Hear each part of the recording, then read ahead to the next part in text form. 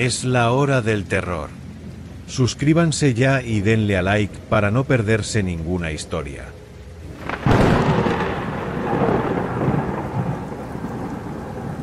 Nunca debí poner mis manos en esa maldita cosa. De haber sabido lo que vendría después, la habría dejado pudrirse en ese almacén de Valencia. Habría continuado mi vida miserable transmitiendo para los 4 gatos que sintonizaban mi estación pirata de AM, La Voz del Anochecer, ahogándome en deudas y soledad. Pero la ambición es un veneno más fuerte que el miedo, y lo bebí hasta la última gota. Todo comenzó con una llamada de un viejo amigo, un chatarrero de Bilbao llamado Alfonso. Él conocía mi desesperación, la inminente bancarrota de mi precaria estación, un transmisor oxidado en el ático de un edificio antiguo en el barrio de Salamanca, desde donde difundía música antigua y noticias absurdas para una audiencia invisible. Dijo que había encontrado un equipo de radio diferente en una subasta de equipos militares desmantelados, algo pesado, antiguo, con una placa de identificación en alemán, pero con modificaciones que parecían españolas, quizás de la posguerra. Pagué una miseria, casi el último céntimo que tenía, y mandé traer a mi estudio a ese monstruo de metal. Era un transmisor diferente a cualquier otro que hubiese visto. Tenía un peso solemne, una presencia fría.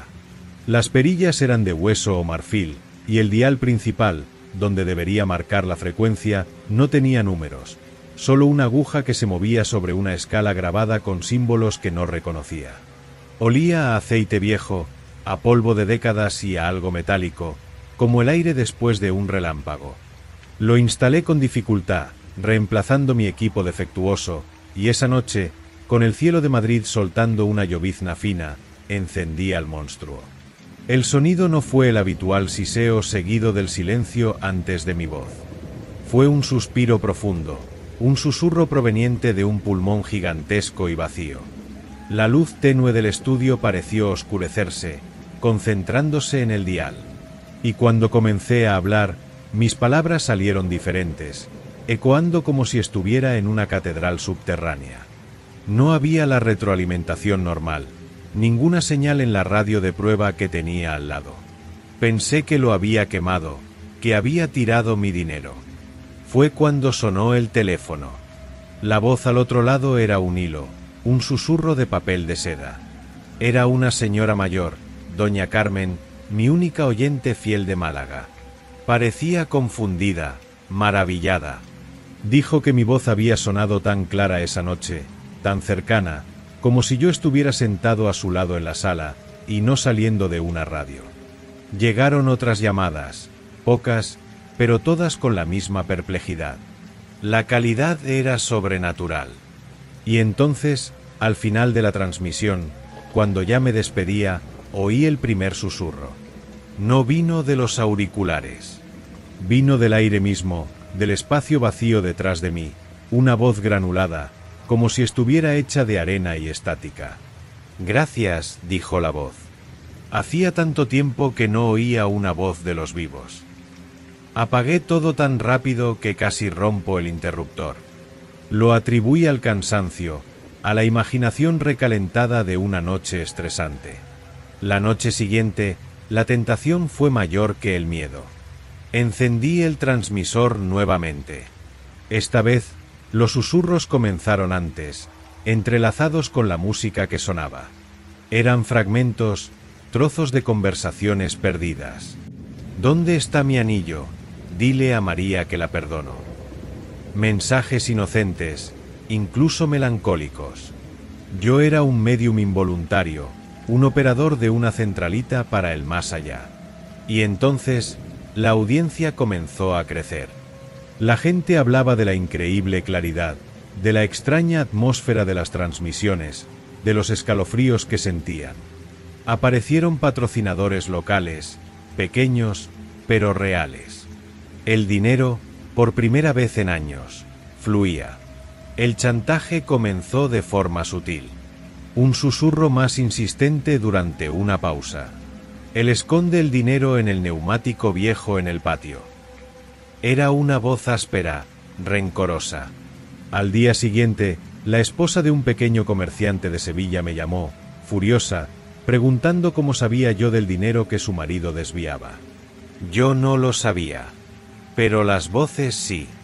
Empezaron a susurrar secretos podridos, pequeñas y grandes traiciones, vicios ocultos, crímenes sin resolver. Un asesinato disfrazado de accidente en Alicante, un caso de pedofilia encubierto por una familia bien de Barcelona, la falsificación de medicamentos por una farmacia en Zaragoza. Ellos no pedían, exigían. Las voces se volvieron amenazadoras, un coro de zumbidos furiosos en mi oído cada vez que vacilaba. Transmítelo, siseaban. Di la verdad que esconden. Y si me negaba, ocurrían cosas malas. Mi equipo secundario se quemaba, se iba la luz del edificio, oía pasos en el corredor oscuro fuera de mi estudio, aun sabiendo que estaba solo. El miedo me dominó, pero una parte perversa de mí, la parte que amaba el poder, la audiencia que ahora explotaba, la fama negra que, la voz del anochecer, estaba cosechando, disfrutaba de ello. Me convertí en el locutor de las confesiones. La gente sintonizaba no por la música, sino por el terror, por la expectativa de oír sus secretos más profundos siendo arrastrados a la luz por una voz que no era la mía. Yo era solo un títere, un megáfono para el Tribunal de los Muertos. La emisora era un éxito macabro, y yo, Arturo, el hombre que siempre quiso ser escuchado, estaba en el centro de una pesadilla. Y ahí es donde entras tú, oyente. Estás ahí, en tu casa en Las Palmas, o en tu coche cruzando el puente de Cádiz, oyendo mi voz ahora mismo. Crees que es solo una historia, otro cuento de terror para animar tu noche. Incluso sientes un escalofrío, un frío en la nuca, y lo atribuyes a la narración. Pero ¿cómo crees que sé que acabas de ajustar el volumen de la radio? ¿Cómo sé que estás solo en la habitación, con solo la luz azulada de la pantalla del televisor apagado reflejándose en tu rostro? ¿Y cómo podrías saber lo que hiciste aquella tarde de verano, en la casa de la playa en San Sebastián, algo que ni tú mismo admites? Me lo contaron ellos. Me susurran ahora. Están en todas partes. Y lo oyen todo. La presión aumentó hasta un punto insostenible. Las voces ya no eran solo susurros. Eran gritos ahogados, aullidos de rabia pura, exigiendo que revelara un secreto en particular, un crimen antiguo que involucraba a un político poderoso de Madrid. Sabía que si lo decía, estaría muerto. Pero sabía que si no lo decía, algo infinitamente peor vendría a buscarme. Esa noche, el transmisor se encendió solo antes de mi programación. El dial con los símbolos extraños brillaba con una luz mortecina, ámbar. El aire se volvió gélido y pesado, y el olor a metal quemado era tan fuerte que me hacía toser. Las voces ya no venían del aire. Salían del propio transmisor, de la madera del estudio, de las paredes. Eran cientos, miles, un mar de rabia y desesperación. Y en medio de ese torbellino, una voz se elevó por encima de las demás, clara y fría como una hoja de hielo. Era la voz de un hombre que había expuesto la semana anterior, un hombre que se ahorcó en su garaje en Valladolid después de que yo revelara su aventura. No susurraba. Hablaba con una claridad aterradora. «Pensaste que eras el maestro, Arturo», dijo la voz, cada palabra un punzón de hielo en mi cerebro. «Solo eres la puerta. Y ahora vamos a pasar». El cristal de la ventana del estudio se agrietó. Los equipos se cortocircuitaron, chispas saltando como insectos eléctricos. La aguja del dial del transmisor se movió violentamente, más allá de la escala, hasta un punto marcado por un símbolo que parecía un ojo antiguo. Y entonces, todo se detuvo. El silencio fue más aterrador que los gritos. Y en ese silencio, yo oí. No solo en la radio, no solo en el estudio. Oí dentro de mi propia cabeza. Susurros, risas, gemidos. Ya no necesitan el transmisor. Están conmigo. Están dentro de mí. Ahora, transmito desde cualquier lugar. Desde un motel barato en Toledo, desde una gasolinera en la autovía a Granada, desde una cabina telefónica rota en las afueras de Murcia. No me dejan parar. Quieren que todos oigan. Quieren que todos sepan. Y lo saben todos sobre ti. Así que, sigue escuchando. Ajusta el volumen. Escucha con atención. Porque la próxima confesión, la que helará tu sangre y detendrá tu corazón, podría ser la tuya. Me lo están mostrando ahora. Susurran tu nombre. Y yo, ya no tengo elección.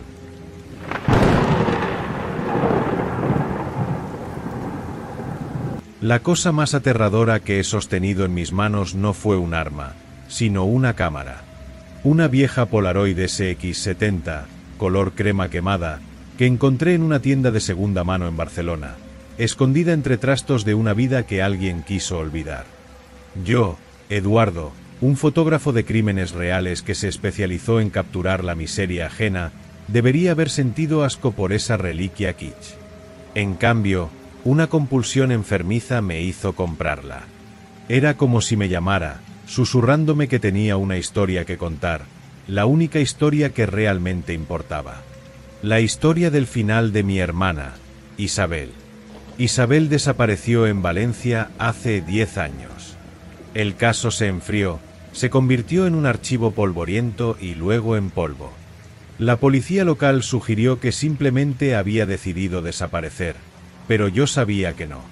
Alguien la había arrancado de aquel paseo marítimo, de ese punto exacto bajo un pino torcido, y juré que encontraría el cómo, el por qué y el quién.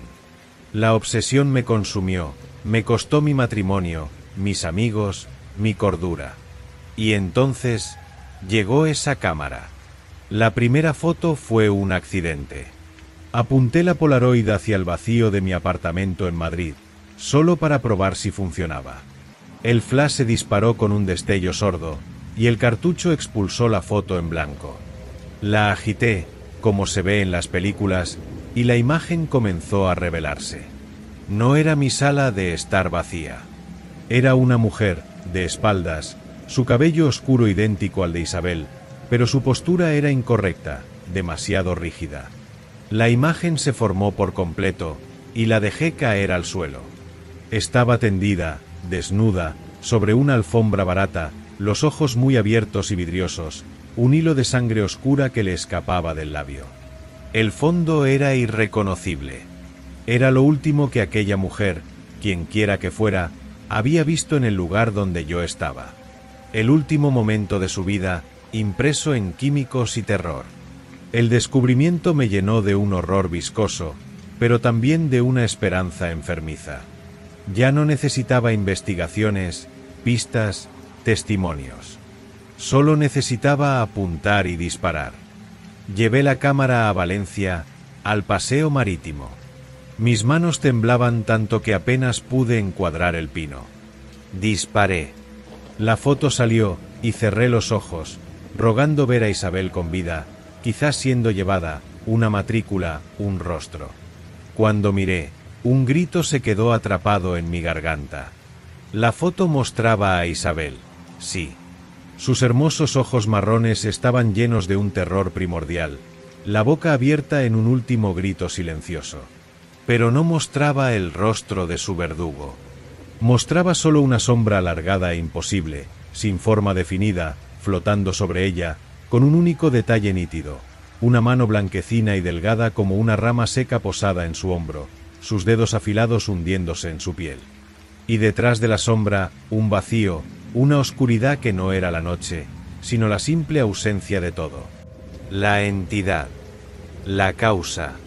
La obsesión se transformó en una misión sagrada e insana. Necesitaba más. Tuve que volver a Madrid, pero la cámara no me daba paz.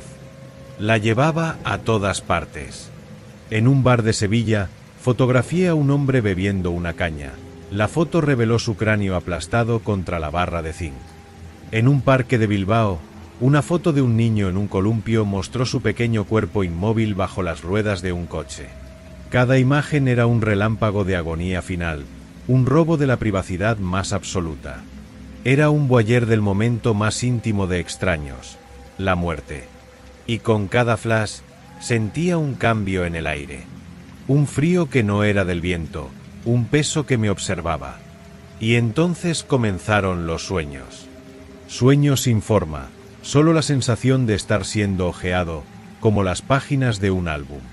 Una presencia fría y antigua examinando mi vida, mis miedos, mi valor como pieza de colección.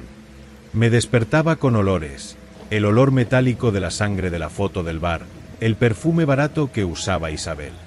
A la entidad le gustaba su colección, y yo era su comisario involuntario. Y quería más. Quería ver qué iba a añadir. Tú crees que esto es solo una historia, ¿verdad? Estás ahí, escuchando mi voz, quizás en la comodidad de tu casa en Zaragoza o en el tráfico de Málaga. Sientes un escalofrío, pero lo atribuyes a la narración. ¿Cómo crees que sé que acabas de encoger los pies en el sofá, como si algo pudiera tocarlos por debajo? ¿Cómo sé que estás solo, pero tienes la clara y repentina impresión de que no lo estás? Ella me lo mostró. Le gusta observar. Y le encanta un nuevo conocedor. La cámara no era una herramienta para encontrar respuestas. Era un cebo. Y la estaba usando para atraer la atención del pescador. La presencia se volvió palpable. Las sombras se alargaban más de lo que la física permitía. El aire olía a ozono y tierra húmeda de cementerio. En un acceso de puro terror, arrojé la maldita cámara a un contenedor de basura en un callejón de Valencia. Volví a mi hotel, empapado en sudor frío, pensando que estaba libre. Estaba sobre la cómoda, perfecta, inmaculada, como si nunca se hubiera ido. A su lado, una nueva foto había sido expulsada. Era una imagen del callejón, oscura, que mostraba mi propia figura corriendo. Y detrás de mí, la sombra alargada, ahora con contornos más definidos, sus miembros delgados y numerosos extendiéndose para alcanzarme, su rostro todavía un vacío, pero dirigido hacia mí. La leyenda, escrita en una caligrafía que no era de ningún lenguaje humano, pero que entendía perfectamente en mi mente, decía, casi listo. No quería que solo hiciera fotos. Quería que completara el álbum. Quería su pieza final. Mi foto. Ahora estoy acorralado.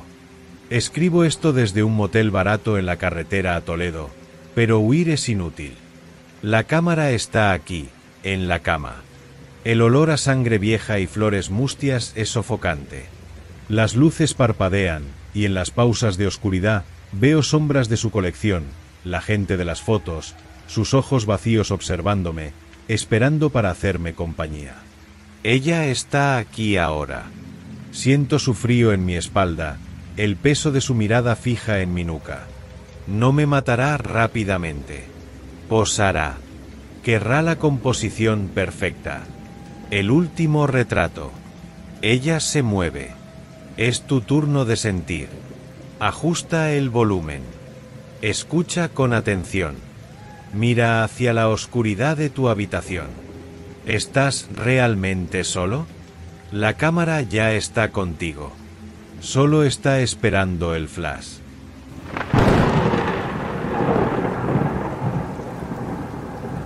El silencio de una biblioteca nocturna no es un silencio verdadero. Es algo vivo, pesado, lleno de pequeños crujidos de madera antigua, del susurro del aire acondicionado, del zumbido casi inaudible de las luces fluorescentes. Pero yo, Elena, aprendí a amar ese silencio. Era mi refugio, mi reino. Durante el día, el Archivo Histórico de Toledo era un lugar turístico, con grupos ruidosos y niños corriendo. Pero de noche, durante mis horas extras de restauración, era solo mío. Hasta que el silencio empezó a hablar. Todo comenzó con un lote de libros del siglo XVII, procedentes de un monasterio abandonado en la Sierra de Gredos. Llegaron en un estado lastimero, cubiertas de cuero reseco, páginas frágiles como hojas de otoño, y un olor peculiar que impregnó la sala de restauración, un hedor dulzón de podredumbre y humo antiguo. El primer libro que tomé era un tratado teológico, su lomera casi se desintegrada en mis dedos. Fue al pasar la espátula de restauración sobre una mancha oscura, una especie de negrura espesa que más parecía una quemadura, cuando escuché el primer sonido. No fue un crujido de la madera, fue un susurro. Una palabra arrastrada, ronca, como si alguien tuviera la garganta llena de cenizas. Me quedé helada, con la espátula suspendida en el aire. Miré a mi alrededor, con el corazón golpeando fuerte contra mis costillas. La biblioteca estaba vacía, las largas hileras de estantes sumidas en una penumbra que la tenue iluminación de mi mesa no lograba disipar. Se lo atribuí a la imaginación, al cansancio de horas concentrándome en textos minúsculos. Pero a la noche siguiente fue peor. Esta vez, estaba aplicando una solución de refuerzo en el borde de una página. La mancha oscura, que ahora notaba estaba presente en varios de los volúmenes, parecía absorber la luz. Y cuando mi guante de látex tocó su centro, el susurro llegó claro, un chorro de odio puro. «Basta», siseó la voz, una agonía tan palpable que arrojé el libro lejos, como si me hubiera quemado la mano. A partir de ahí, no hubo más paz. Los susurros se convirtieron en una banda sonora constante de mi turno nocturno. Eran voces diferentes, algunas desesperadas, otras furiosas, todas saliendo de aquellos libros malditos. «Detente», lloraba una voz. «No leas», gruñía otra. «Duele». Yo no estaba leyendo nada, solo restaurando, pero cada toque, cada contacto con aquellas páginas, era como hurgar en una herida abierta. La histeria comenzó a crecer dentro de mí. Investigué frenéticamente la procedencia de los libros, y la verdad me cayó como una losa en el estómago. Durante los autos de fe de la Inquisición en Sevilla, los herejes condenados eran quemados vivos. Y sus verdugos, en un acto de profanación final, recogían sus cenizas y las mezclaban con tinta y cola, usando esta pasta abominable para copiar textos religiosos, un castigo eterno, aprisionando sus almas blasfemas en las mismas palabras que rechazaron. Yo no estaba restaurando papel y tinta. Estaba tocando restos mortales, almas torturadas, y cada toque las mantenía atrapadas, conscientes, reviviendo la agonía de la hoguera. El miedo se transformó en una culpa aplastante. Yo, con mis herramientas y químicos, era ahora su verdugo, perpetuando su sufrimiento. Las voces dejaron de ser solo sonidos, comenzaron a evocar sensaciones.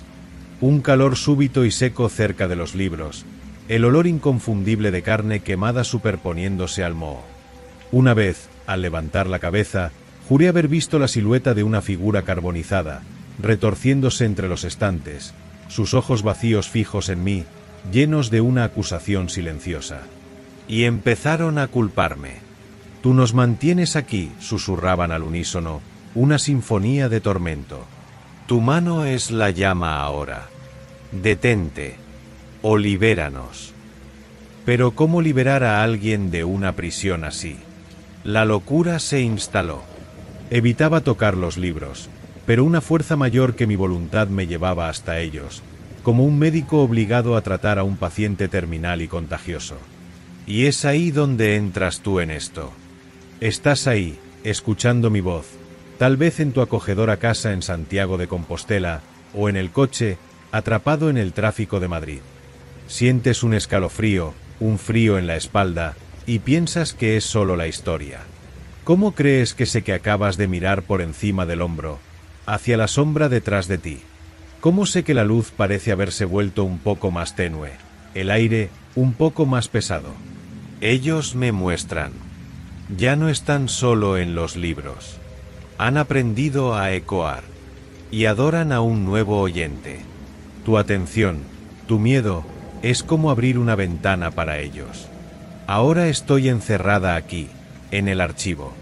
Apagué todas las luces, pero no sirve de nada. La oscuridad es peor. En la oscuridad, los oigo mejor. Siento el calor de las llamas que los consumieron. Ya no solo quieren ser liberados. Quieren venganza. Quieren que todos sientan lo que ellos sintieron. Y encontraron en mí, Elena, la bibliotecaria nocturna, la puerta de entrada. Escucha. Presta atención. El silencio ahí donde estás no es un silencio verdadero. Es algo vivo. Y si aguzas el oído, más allá del zumbido de tu aparato, más allá del ruido de la calle, lo oirás. Un susurro. Un único susurro, ronco, lleno de cenizas. Y no viene de tu altavoz. Viene de la estantería detrás de ti, del libro que no recuerdas haber comprado, de la sombra en el pasillo. Ellos están ahí. Solo necesitan que alguien los toque. Solo necesitan que alguien, como yo, los escuche.